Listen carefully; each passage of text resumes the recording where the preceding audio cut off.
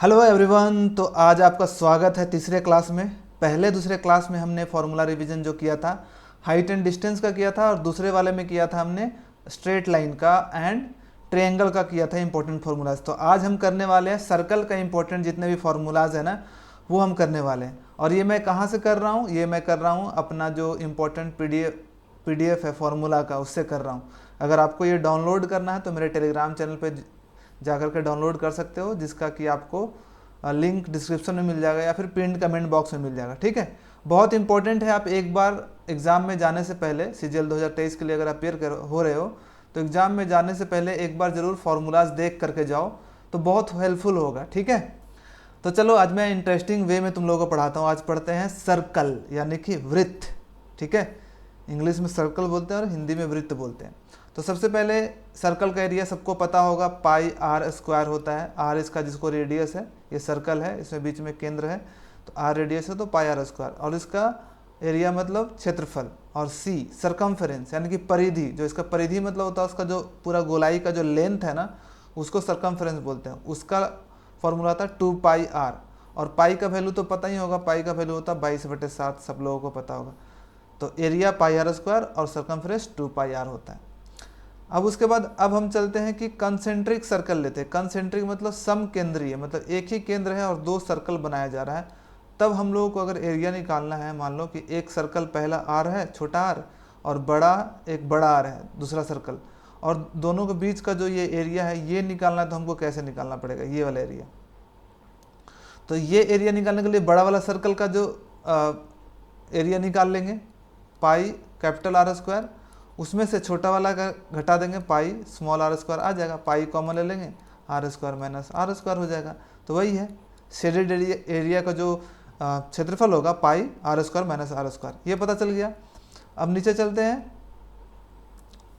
एक सर्कल है, ठीक है, सर्कल में बहुत सारी चीज़ें होती है। ठीक है, तो ये जो लेंथ है हमारा, जो ये लेंथ है, एक सेक्टर हो गया इसको बोलते हैं। जो सर्कल का एक पार्ट का अगर हमें लेंथ निकालना है, तो पूरा को तो पता चल गया कि 2 पाई आर होता है, लेकिन हमें अगर थीटा एंगल कोई बना रहा है सेंटर पे और उसका हमको लेंथ निकालना, तो कैसे निकालेंगे। सबसे पहले तो एक फॉर्मूला याद रखो कि theta equal to l by r, जहाँ कि थीटा रेडियन में है। ठीक है, ये रेडियन में होगा, theta equal to l by r याद रखना। और अगर हमको लेंथ निकालना है एक पर्टिकुलर थीटा का, तो देखो 2 पाई आर इंटू थीटा बाई 360। देखो 360 के लिए कितना होता है 2 पाई आर, ये तो पता है लेंथ। तो थीटा एंगल के लिए कितना होगा 2 पाई आर बाई 360 इंटू थीटा। समझ गए, आई थिंक समझ रहे होगे यहाँ पे कि 360 एंगल के लिए, 360 के लिए हमारा 2 पाई आर लेंथ होता है, पूरा 360। ये बीच में जो एंगल बनता है कितना 360 बनता है ना सेंटर पे, तो 360 के लिए 2 पाई आर। तो थीटा एंगल के लिए 2 पाई आर बाई 360 इंटू थीटा। तो वही वाला फॉर्मूला यही है कि एल लेंथ क्या होगा, जितना एंगल बना रहा है बाई 360।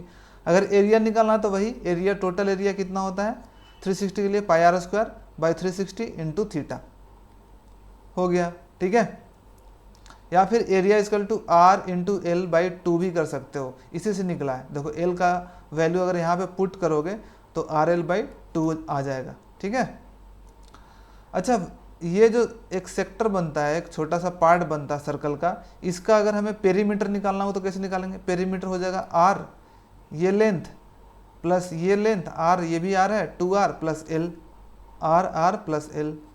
पेरीमीटर अगर कभी कभी पूछ देता है तो तुम कंफ्यूज होगे कि कैसे पेरीमीटर निकालेंगे, तो आर 2 आर प्लस एल। अब आगे चलते हैं। सर्कल होता है, तो सर्कल में एक अगर हम लाइन ड्रॉ करते हैं कोई, ये कॉर्ड होता है, और अगर हम इसको सेंटर से पास करते हुए ले जाते हैं तो ये क्या होता है, तुम्हारा होता है डायमीटर।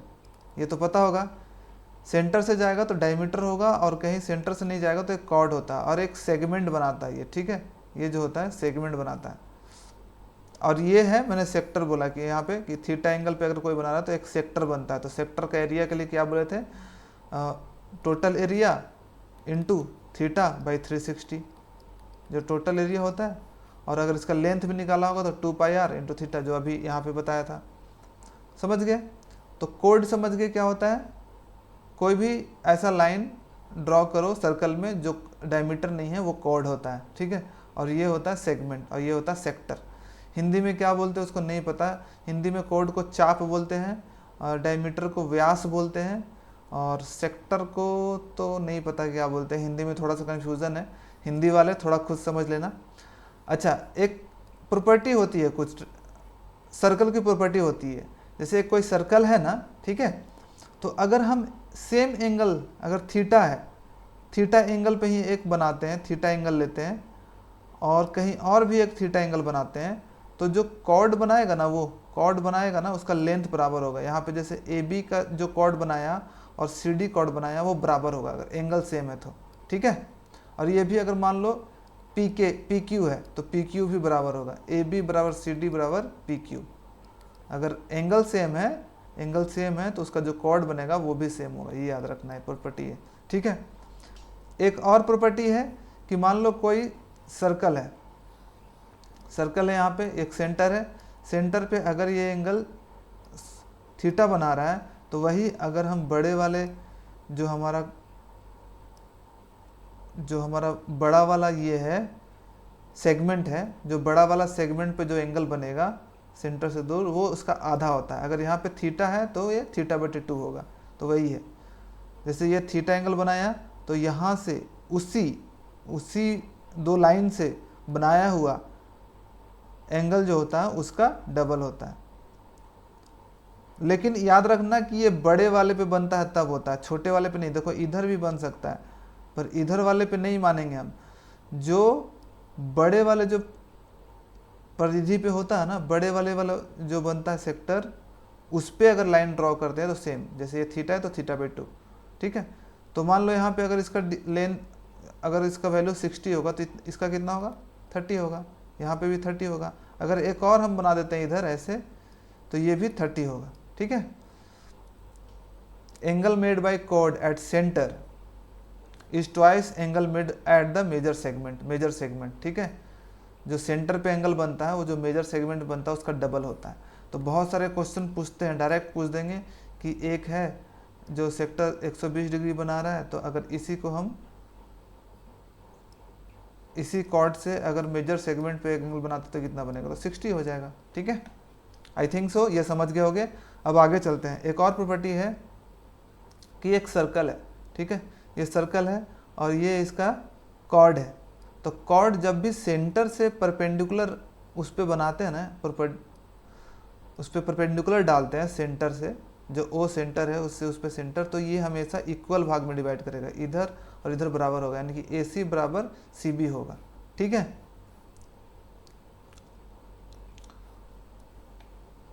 और equal chords are equal distance. और देखो जो इक्वल कोड होगा, मतलब लेंथ अगर कोड का बराबर है, मान लो AB बराबर CD के बराबर है, तो इसका जो लेंथ होगा सेंटर से बराबर ही होगा।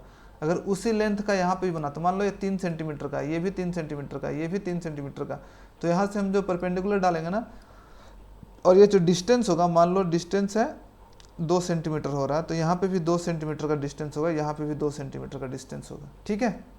तो equal code makes equal distance from centre, तो ये भी याद रखना एक प्रॉपर्टी है। अब टेंजेंट के बारे में चलते हैं। टेंजेंट क्या होता है? टेंजेंट मतलब स्पर्श रेखा होता है, ठीक है।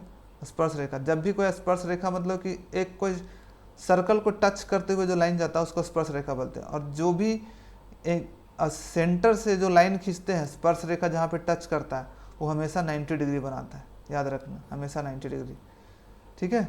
स्पर्श रेखा समझ गए? स्पर्श रेखा या फिर टेंजेंट, जो भी लाइन ट्रायंगल को टच करते हुए जाता है वो स्पर्श रेखा होता है। और सेंटर से अगर हम स्पर्श रेखा तक एक लाइन खींचे तो हमेशा वहाँ पे जो एंगल बनता है वो 90 डिग्री का होता है। सेकेंड क्या होता है? जो कि स्पर्श रेखा नहीं होता, उसको काटते हुए जाता है। कोई पॉइंट है, स्पर्श रेखा तो हो गया कि जो टच करते हुए जाता है, लेकिन अगर सर्कल को काटते हुए पार हो रहा है सीधी रेखा, तो वो होता है सेकेंड। और इसका एक फॉर्मूला भी होता है जो कि आगे आपको पता चलेगा कि PA × PB बराबर, यहाँ पे मान लो PT है तो PT² के बराबर। आगे चलो, आगे पता चलेगा, आगे है ये वाला फॉर्मूला। हाँ देखो यहीं पे, मान लो एक सेकेंड है, ये PA और PB पे कट रहा, सर्कल को A पे काट रहा है और B पे काट रहा है। और एक स्पर्श रेखा है जो कि टी पे पास होते हुए जा रहा है टी, तो पी टी का स्क्वायर जो होगा पी और टी का स्क्वायर होगा पी से ए का डिस्टेंस इंटू पी से बी का डिस्टेंस के बराबर। इससे बहुत सारे क्वेश्चन भी बन जाएंगे, ठीक है, ऐसे बहुत सारे क्वेश्चन भी बन जाते हैं इससे। ऐसा दिया रहेगा कि एक बाहरी पॉइंट है और वो सर्कल को ए और बी से काटते जा रहा है और स्पर्श रेखा टी है, अगर ए का पी से ए का डिस्टेंस इतना है, पी का बी का डिस्टेंस इतना, पी टी, तो पी से टी का लेंथ निकाले। तो ऐसा क्वेश्चन आता है, प्रॉपर्टी याद रखोगे तभी होगा। एक और सर्कल का प्रॉपर्टी होता है कि मान लो एक सर्कल है और दो लाइन आपस में कहीं पे कट करता है, ठीक है, अंदर में हो या बाहर हो, तो एक प्रॉपर्टी है कि यहाँ से मान लो कि ए से पी गया और पी से बी का मल्टीप्लिकेशन सीधी रेखा का P A into P B बराबर C P into C D, याद रखना।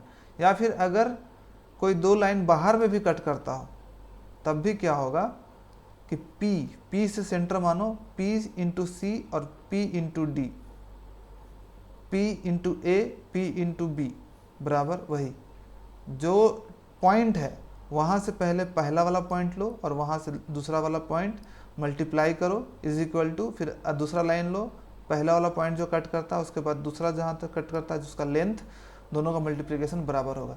तो इससे भी बहुत सारे क्वेश्चन पूछ देंगे कि एक सर्कल है, दो लाइन है, आपस में कट कर रहा है यहाँ पे, अगर इसका लेंथ 4 है, इसका लेंथ 6 है, इसका लेंथ 7 है, तो इसका लेंथ निकालें तो क्या हो जाएगा 6 इंटू 4 बराबर 7 इंटू एक्स, तो x बराबर 24/7।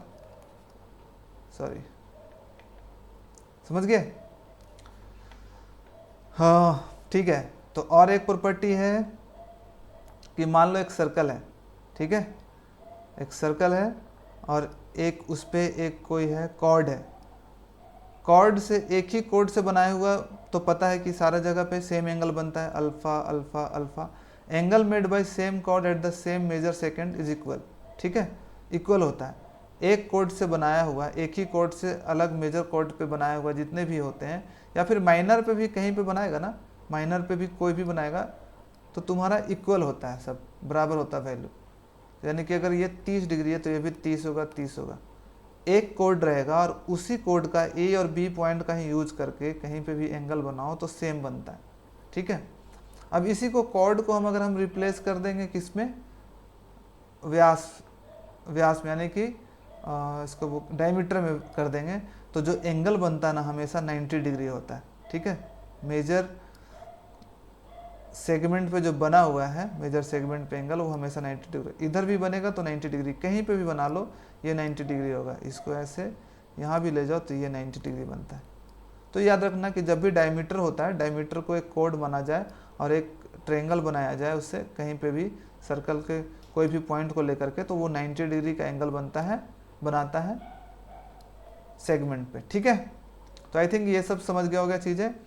अब हम आगे चलते हैं। आगे थोड़ा सा ये वाला क्वेश्चन, ये इंपॉर्टेंट मैंने इसलिए लिख दिया था कि ये वाला क्वेश्चन मेंस में आ जाता था, कभी कभी डायरेक्ट ऐसा क्वेश्चन आ जाता था, ठीक है।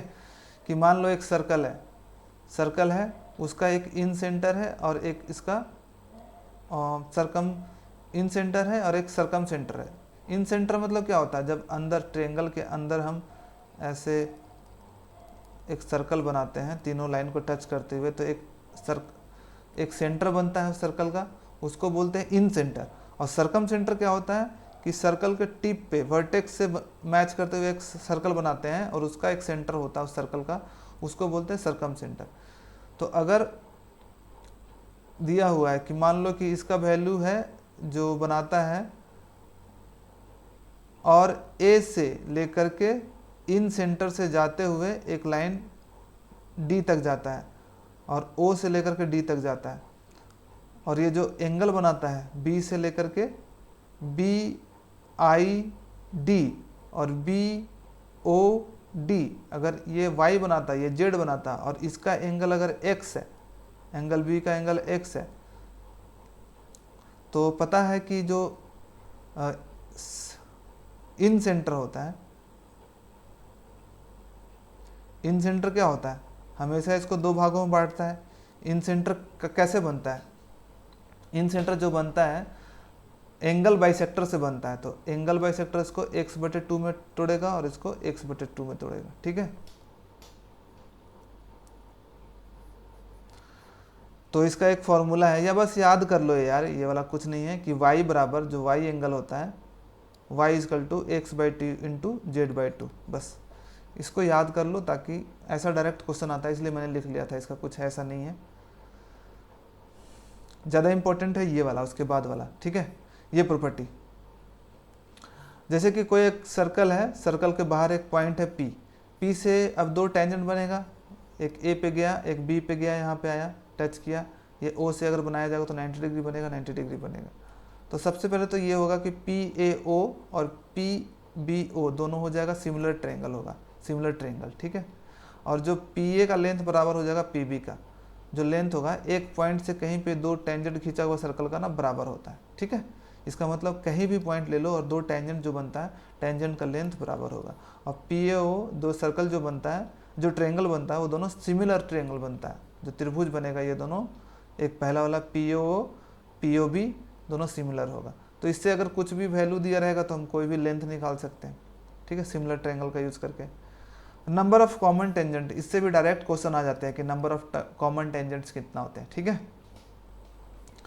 जैसे दो सर्कल है और दो सर्कल एक दूसरे के अंदर है, एक दूसरे को टच नहीं कर रही है, तो इसका नंबर ऑफ कॉमन टेंजेंट क्या होगा, जो दोनों को टच करते हुए जाए। ऐसा लाइन जो कि दोनों का टेंजेंट हो तो एक भी नहीं होगा, जीरो। अच्छा, एक दूसरे को स्पर्श करता हुआ एक ट्रायंगल है, दो सर्कल है, ठीक है, पहला देखो टच कर रहा है, यहाँ एक दूसरे को एक पॉइंट में टच कर रहा है, तो नंबर ऑफ कॉमन टेंजेंट कितना होगा, सिर्फ एक होगा, ठीक है।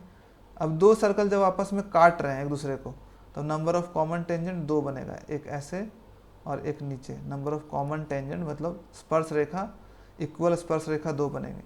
जब एक दूसरे को बाहर से टच कर रहे हैं, ये था ऊपर में था, अंदर से टच कर रहे हो जब, तो एक बनेगा। जब बाहर से टच करेंगे तो तीन बनेगा, एक तो यहाँ पे बनेगा, ठीक है, जहाँ पे टच कर रहे हैं, और दूसरा रहेगा जो एक दूसरे को टच करते हुए लाइन जाएगा, तो नंबर ऑफ कॉमन टेंजेंट तीन। और जब एक दूसरे को टच नहीं कर रहा है, दूर दूर बाहर बाहर है, तो चार बनेंगे, एक दो तीन और चार, ठीक है। अब हम इसका लेंथ निकालना जानते हैं कि कॉमन टेंजेंट का लेंथ कैसे निकालते हैं, ठीक है।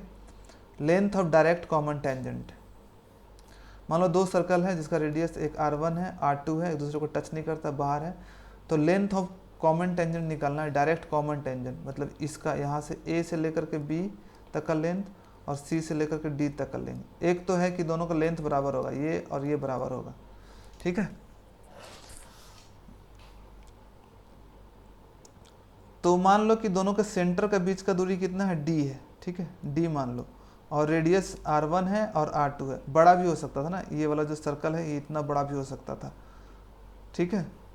तो जो लेंथ होगा कॉमन टेंजेंट AB और CD बराबर होगा, ये क्या हो जाएगा, रूट अंडर D का स्क्वायर, दोनों के बीच का जो डिस्टेंस का square, minus R1 minus R2 का होल स्क्वायर, ठीक है।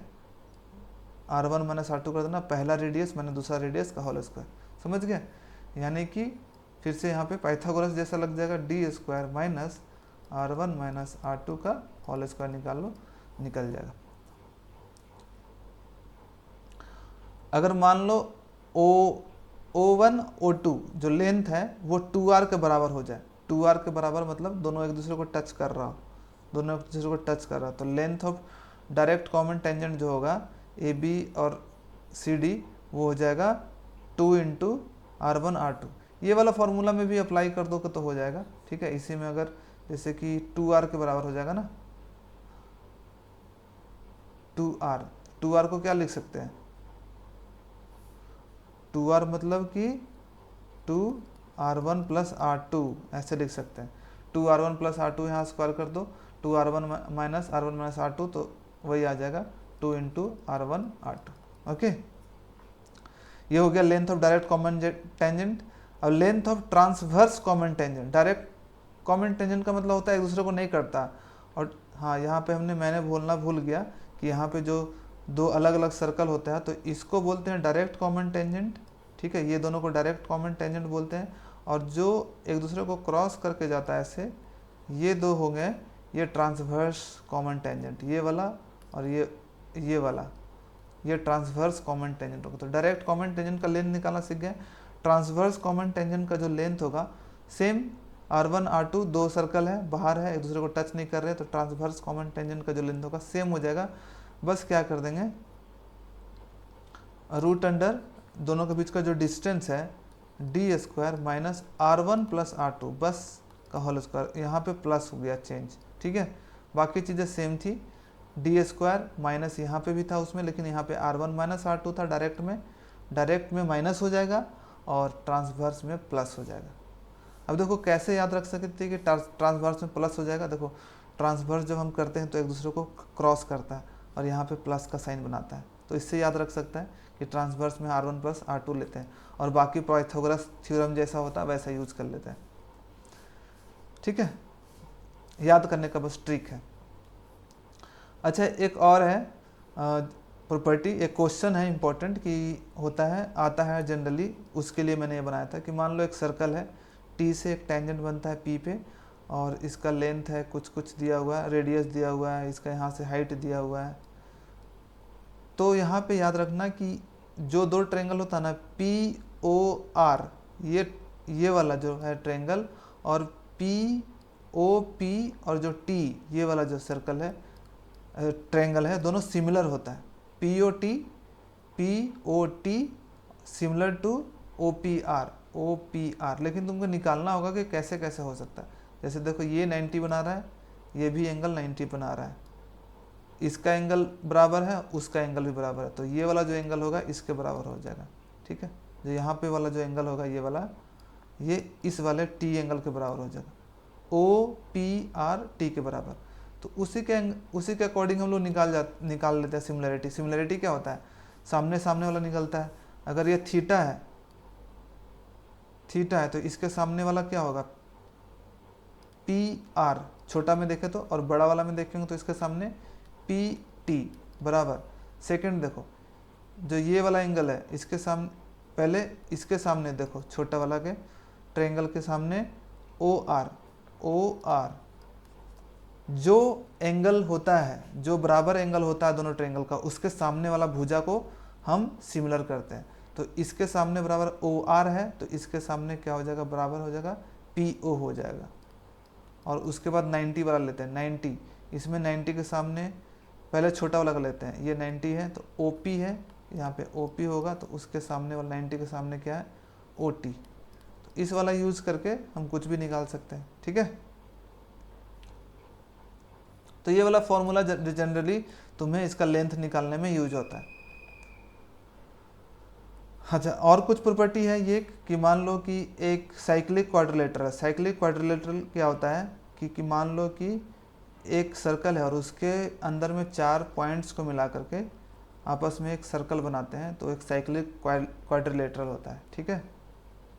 और साइक्लिक क्वाड्रिलेटरल का प्रॉपर्टी होता है कि जो आमने सामने की भुजा होती है, मतलब कॉर्नर वाले, वो एक दूसरे को मिला के 180 होता है। अल्फ़ा है, अगर एंगल ए है और एंगल सी है दोनों मिला करके 180 होगा, और एंगल डी और बी दोनों मिला करके 180। तो ये बहुत जगह यूज हो जाता है। और मान लो ये लेंथ को बढ़ाया जाए तो ये जो एंगल होता है अल्फ़ा, वो इसके अल्फ़ा के बराबर होता है, ठीक है। साइक्लिक ट्रेपेजियम, साइक्लिक ट्रेपेजियम क्या होता है, ट्रेपेजियम का दो लेंथ पैरेलल होता है, ये वाला लेंथ और ये वाला लेंथ पैरेलल हो जाएगा ये दोनों, और बाकी ए डी और बी सी पैरेलल नहीं होता है। लेकिन एक प्रॉपर्टी होता है यहाँ पे कि जो ए बी, ये वाला ए डी और बी सी है ना वो बराबर होगा। अगर साइक्लिक क्वाड्रिलेटरल है तो ए डी और बी सी इज बराबर होता है इसमें।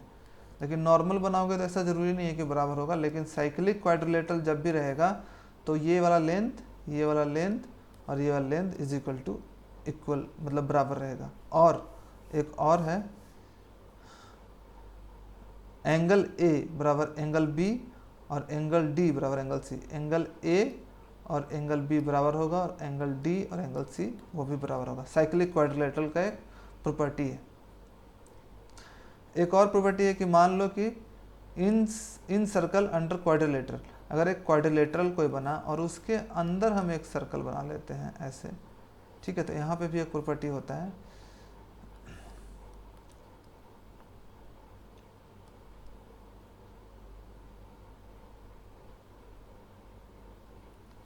कि ए बी तब क्या होगा, जब दोनों का आमने सामने वाली जो भुजा होती है उसका सम इक्वल होता है, तो यानी कि A B plus C D, A B plus C D is equal to B C plus A D, ये बराबर होता है sum of opposite side are equal, sum of opposite sides are equal. Last है बस, इसके बाद mensuration आ जा रहा है, बस इतना ही करते हैं, आज का इतना ही क्लास लेंगे।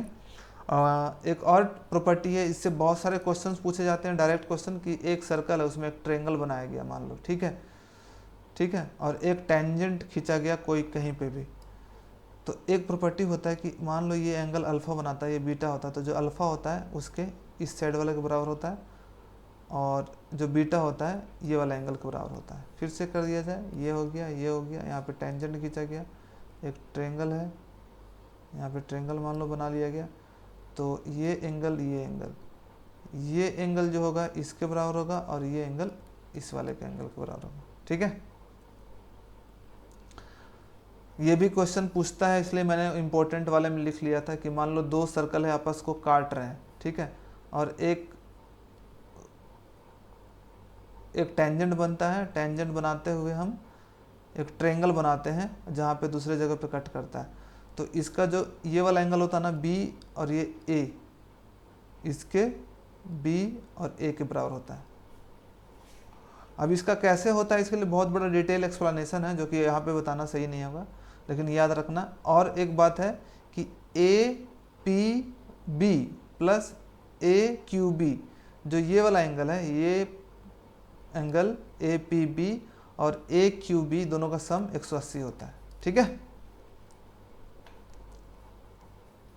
और प्रॉपर्टी है कि मान लो एक सर्कल है, ये सर्कल है, ठीक है, सर्कल के अंदर एक ट्रायंगल बनाते हैं और एक हम स्क्वायर बनाते हैं, तो दोनों का लेंथ क्या होगा, ठीक है। तो मान लो इसका रेडियस आर है, जो सर्कल का रेडियस आर है, तो साइड क्या होगा वर्ग का, इसको वर्ग बोलते हैं स्क्वायर का, और ट्रायंगल का साइड का लेंथ क्या होगा, तो इसका तो √2a हो जाएगा, स्क्वायर का जो साइड होगा √2a, लेकिन जो इसका लेंथ होगा ट्रायंगल का लेंथ, तो इक्विलेटरल ट्रायंगल बना रहे हैं, कोई ट्रायंगल नहीं, इक्विलेटरल ट्रायंगल, ठीक है, इक्विलेटरल ट्रायंगल,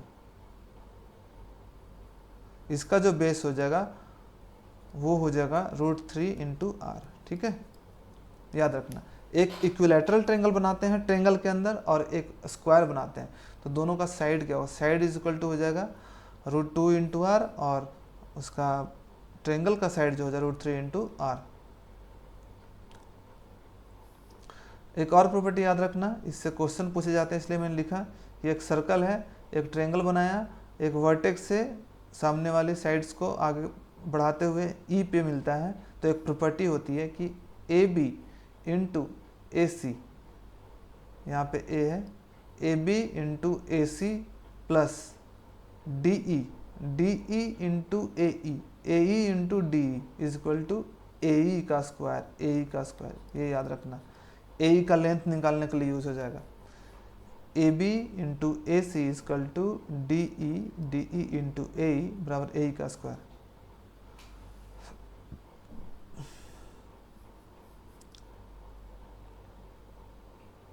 एक प्रॉपर्टी और याद रखना है,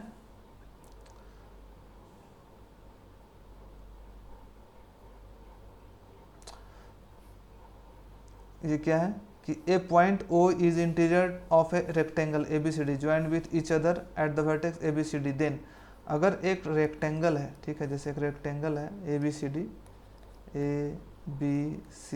डी, अब दोनों को कोई भी एक लाइन पे वो मिलते हैं वो, ठीक है, पैरेलल लाइंस, कहीं पे भी मिल गया, एक लाइन ले लिए और यहाँ से इसको मिला दिए, और यहाँ से इसको मिला दिए, इसको यहाँ से मिला दिए, और इसको यहाँ से मिला दिए। ऐसा नहीं, सीधा लाइन नहीं मैं बोल रहा हूँ, कोई भी एक पॉइंट ले लो उसके पैरेलल लाइन पे, इससे जो पैरेलल जाते हुए, कोई भी साइड से पैरेलल जाते हुए कोई भी पॉइंट ले लो, कहीं पे भी ले लो, तो एक प्रॉपर्टी है कि O B into O B minus O A का स्क्वायर वापस equal to O C minus O D का स्क्वायर, जो बड़ा वाला लेंथ होगा उसका स्क्वायर माइनस ओ ए का स्क्वायर बराबर ओ सी का स्क्वायर माइनस ओ डी का स्क्वायर। या फिर ओ बी माइनस ओ ए, सेम ही चीज़ें, ठीक है। कैसे याद रखेंगे कि एक रेक्टेंगल है, ठीक है, कहीं पे एक लाइन ले लिए, यहाँ से एक लेंथ गया, यहाँ से लेंथ गया, यहाँ से, तो ये माइनस ये स्क्वायर इजकल टू ये माइनस ये स्क्वायर। और एक लास्ट है जिससे क्वेश्चन पूछे जाते हैं कि मान लो एक सर्कल है, ठीक है, ये सर्कल है और एक दो लाइन को है, ए से बी का गया और दोनों एक दूसरे को कट करते हुए गया, ठीक है। और सी एक एंगल बनाता है, A B C alpha angle बनाता है, और सी डी सी बी एक बीटा एंगल बनाता है।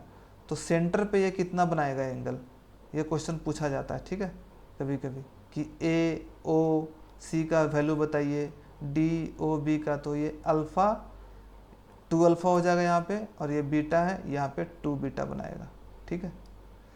ये याद रखना। फिर से देखो ये सब चीज़ें ना एक बार में याद नहीं होगी, आपको 2-4 बार जब लिख के याद करोगे ना तब याद होगा, ठीक है। जब 2-4 बार कॉपी पे लिखोगे तब भी याद होगा। तो ठीक है, आज का क्लास हम यहीं पे रखते हैं रिवीजन का। ये वाला पीडीएफ अगर आपको डाउनलोड करना होगा तो टेलीग्राम से चैनल से ज्वाइन कर सकते हो। कल हम करेंगे मेंसुरेशन, जो 2D होता है एरिया का, एरिया हम उसको करेंगे, उसके बाद 3D करेंगे, और 5-6 दिन में मैं ट्राई करूँगा कि पूरा फार्मूला कॉपी आपको ख़त्म कर दूँ, ठीक है। तो अगर आपको ये अच्छा लग रहा है तो प्लीज़ वीडियो को लाइक एंड सब्सक्राइब करें, शेयर करें। तो thank you so much for watching this video.